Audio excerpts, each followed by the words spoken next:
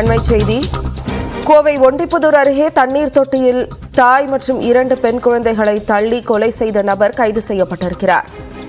கோவை ஒண்டிப்புதூரில் மனைவி மற்றும் 2 மகள்களை கொலை செய்துவிட்டு தண்ணீரில் விழுந்து விட்டதாக நாடகமாடிய தங்கராஜ் என்பவர் கைது செய்யப்பட்டிருக்கிறார். கூடுதல் விவரங்களோடு செய்தியாளர் பிரசன்னா நம்மோடு இணைப்பில் இருக்கிறார். பிரசன்னா, இந்த வழக்கு குறித்த பின்னணி விவரங்கள், இப்பொழுது கைது நடவடிக்கை, இது குறித்த விவரங்கள். வணக்கம் ஜெனிஃபர். கோவை மாநகர் ஒண்டிப்புதூர் நெசவாளர் காலனி எம்ஜிஆர் பகுதியை சேர்ந்தவர் தங்கராஜ். இவர் ஒர்க் ஷாப் மற்றும் பெயிண்டிங் வேலைகளை செய்து வருகிறார்.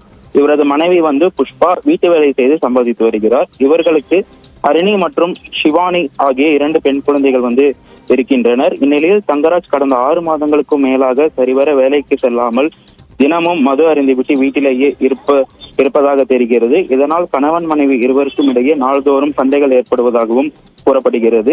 இந்நிலையில் நேற்று காலை தங்கராஜ் அக்கம் பக்கத்தினரை அழைத்து தனது மனைவி மற்றும் குழந்தைகள் தண்ணீர் தொட்டிக்குள் கிடப்பதாகவும், ஒரு குழந்தையை மீட்ட நிலையில் இன்னொரு குழந்தை மற்றும் தனது மனைவியை மேலே எடுப்பதற்கு உதவி செய்யுமாறு அக்கம் பக்கத்தினரை அணுகியுள்ளார். தங்கராஜ் கூறியதை கேட்டு அதிர்ச்சி அடைந்த அக்கம் பக்கத்தினர் உடனடியாக காவல்துறையினருக்கு தகவல் தெரிவித்தனர். பின்னர் சம்பவ இடத்திற்கு சிங்காநல்லூர் காவல்துறையினர் உயிரிழந்த 3 பேரின் உடல்களையும் மீட்டு பிரேத பரிசோதனைக்காக கோவை இஎஸ்ஐ மருத்துவமனைக்கு அனுப்பி வைத்தனர்.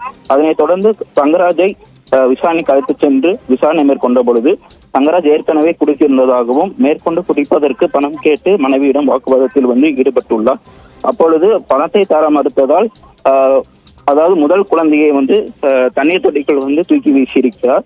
பின்னர் தண்ணீர் தொட்டிக்குள் விழுந்த குழந்தையை மீட்பதற்கு தாய் புஷ்பா கீழே இறங்கிய நிலையில் அவரையும் பிறகு சிறிய குழந்தையையும் தண்ணீர் தொட்டிக்குள் வீசி தண்ணீர் தொட்டியை மூடியிருக்கிறார்.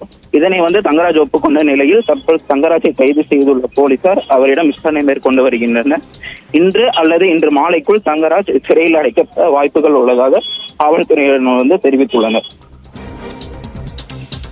விரிவான தகவல்களுக்கு நன்றி பிரசன்னா.